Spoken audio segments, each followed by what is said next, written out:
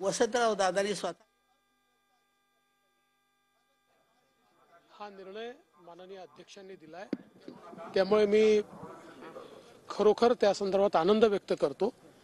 आणि आता कोणाच्या मनात ही शंका असण्याचं कारण नाहीये की महाराष्ट्रात मजबूत सरकार आहे आणि हे सरकार आपला कार्यकाळ पूर्ण करेल। आरोप केला जातोय की हा निकाल मॅनेज आहे, विधानसभा अध्यक्षांनी चुकीचा निकाल दिलाय, कायद्याचा मुर्दा पाडलाय असे म्हणतात। असं आहे की ज्यांना कायदा समजत नाही, ज्यांनी कधी कायदा पाळला नाही, असे लोक अशा प्रकारे बोलतात। मला याचं आश्चर्य वाटत नाही, कारण हे तेच लोक आहेत की जे सुप्रीम कोर्टात जर त्यांच्या विरोधात निकाल गेला तर सुप्रीम कोर्टावर आरोप करतात। त्यामुळे त्यांनी अध्यक्षावर आरोप केल्याचं मला आश्चर्यच वाटत नाही। ते तर मला माहितीच होतं की कसाही निकाल आला तरी ते त्या ठिकाणी आरोप करणारच आहेत। 14 जण जे होते उद्धव ठाकरे गटाचे, त्यांच्यावर अपात्र किंवा पात्र अशी कुठलीही कारवाई झाली नाही, त्यांच्यावर अपात्रतेची कारवाई झाली नाही म्हणजेच ते अजून पात्र आहेत असं मी निकाल पूर्ण वाचला नाही, पण बऱ्यापैकी वाचला आहे। त्यांना अध्यक्षांनी काही तांत्रिक कारणांमुळे त्याचं बेनिफिट दिलेलं आहे की बा या तांत्रिक कारणांमुळे हे त्या ठिकाणी अपात्र होत नाहीत। याचा अर्थ काही त्यांना लेजिटिमेट त्यांच्या पक्षाला मान्यता दिली आहे किंवा त्याला शिवसेना मानल्या असं नाही।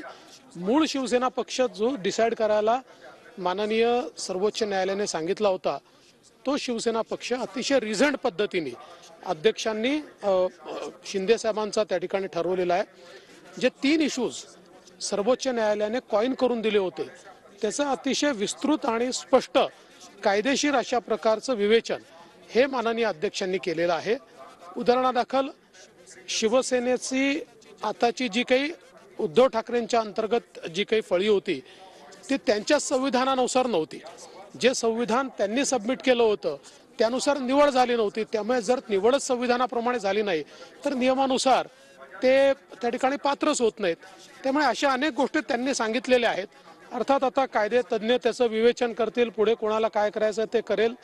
पण आज मला या गोष्टीचं समाधान आहे की एक अतिशय रिझंड कायदेशीर अशा प्रकारचा निकाल माननीय अध्यक्षांनी दिला आहे। उद्धव ठाकरे न्यायालयात जाणार आहेत यावर? नाही, निश्चित त्यांना अधिकारच आहे। तर विधानसभा अध्यक्षांनी दिलेला निकाल कायद्याला धरून आहे, निकाल योग्य आणि कायदेशीर पद्धतीने दिलेला आहे असं म्हणत फडणवीसांनी या निकालाबद्दल आपली प्रतिक्रिया दिलेली आहे। ठाकरेंची निवड संविधानाप्रमाणे नव्हती असंही त्यांनी म्हटलेलं आहे आणि त्याचबरोबर विरोधक ज्या पद्धतीने आरोप करत आहेत त्याबद्दल आश्चर्य वाटत नाही असंही देवेंद्र। त्याच्यामुळे तो जागा होत असेल। खरं म्हणजे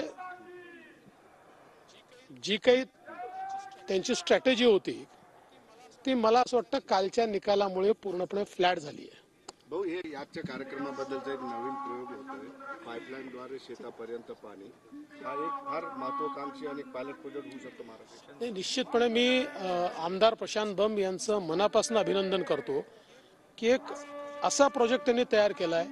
40 गावात 25,000 एकर जमीन जी आहे ही पूर्णपणे ओलिताखाली येणार आहे आणि अशा भागामध्ये की ज्याला आपण अवर्षण प्रवण असा एरिया घोषित केलेला आहे, अशा एरियामध्ये हे होत आहे आणि पूर्णपणे पाईप पद्धतीनं ड्रिपने हे पाणी जात आहे। त्यामुळे पाण्याची कुठे नासाडी होणार नाही आणि योग्य पाणी मिळाल्यामुळे त्या ठिकाणी उलट शेतकऱ्यांची उत्पादकता वाढेल।